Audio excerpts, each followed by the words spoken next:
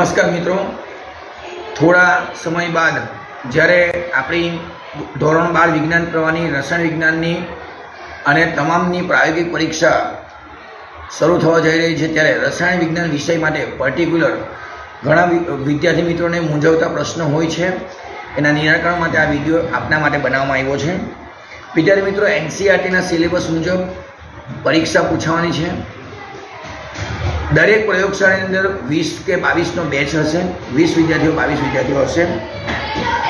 તમારે શું છે, તમારી હોલ ટિકિટ લેવાની છે, કેલ્ક્યુલેટર લઈ જવાનું છે અને પાઉચની અંદર બોલપેન, પેન્સિલ આ તે બધી વસ્તુ લઈ જવાની રહેશે. તમને તમારા પ્રયોગશાળામાં એન્ટ્રી કરો એટલે જર્નલ તમારે મૂકવાની રહેશે તમારી પોતાની.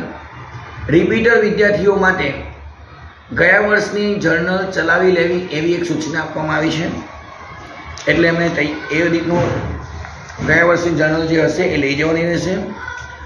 હવે કઈ રીતનું પરીક્ષાનું માળખું છે રસાયણ વિજ્ઞાનની અંદર, તો એમાં 3 પ્રયોગો કરવાના છે. દરેક પ્રયોગ માટે અલગ માર્કિંગ છે. સૌપ્રથમ પ્રશ્ન ક્રમાંક 1, તેમાં રેડોક્સ અનુમાપન, એમાં 2 પ્રયોગો છે, તેમાંથી એક પૂછાશે. એના 17 ગુણ છે. 17 ગુણમાં એના માટે સમય છે 1 કલાક અને 15 મિનિટ, જેમાં તમારે કોઈ પણ પ્રકારની પ્રાયોગિક પુસ્તકનો ઉપયોગ કરવાનો નથી.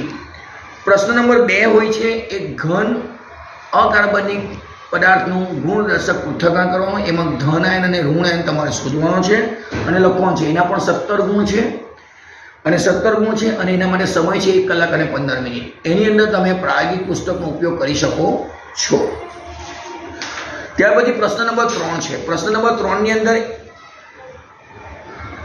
ટેબલ નંબર 1, 3, 5, 7, 11, 13, 15, 17 અને એકી સંખ્યા અને એકી સંખ્યા માટે પૂછાશે કાર્બનિક ક્રિયાશીલ સમૂહની અંદર કાર્બનિક પદાર્થમાં ક્રિયાશીલ સમૂહ શોધવો. જેના 6 ગુણ છે, એના માટે અડધો કલાક. અને બેકી સંખ્યાનું ટેબલ, બેકી સંખ્યાનું ટેબલ એટલે 2, 4, 6, 8, 12, 14, 15, 12, 14, 16, 18. આ ટેબલની અંદર ખાદ્ય પદાર્થમાંથી કાર્બોહાઈડ્રેટ, પ્રોટીન અને ચરબીની પરખ કસોટી કરવાની છે. એની અંદર તમને ખાદ્ય પદાર્થ આપવામાં આવશે. દૂધ, ખાંડ, ચણાનો લોટ, ચોખાનો લોટ, તેલ આ પ્રકારના પદાર્થો આપવામાં આવશે.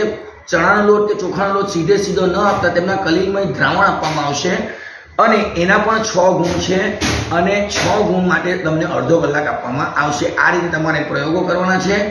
બીજા જે 6 ગુણ છે એ તમારા વાઇવા એટલે કે તમે જે પણ કોઈ પ્રયોગ કરો છો એને અનુલક્ષીને 4-5 પ્રશ્નો પૂછવામાં આવશે. એના 6 ગુણ છે અને 4 ગુણ જનરલના, એમ કુલ 50 ગુણ અને 3 કલાકમાં સુવ્યવસ્થિત રીતે તમારે પ્રયોગ કરવાના રહેશે. દરેક મિત્રો બાહ્ય મૂલ્યાંકનકાર, આંતરિક મૂલ્યાંકનકાર અને પ્રયોગશાળા મદદની શિક્ષકો તમારી સેવામાં છે. તમે સરળતાથી ભયમુક્ત વાતાવરણમાં પરીક્ષા આપો એ જ અભ્યર્થના છે. Thank you.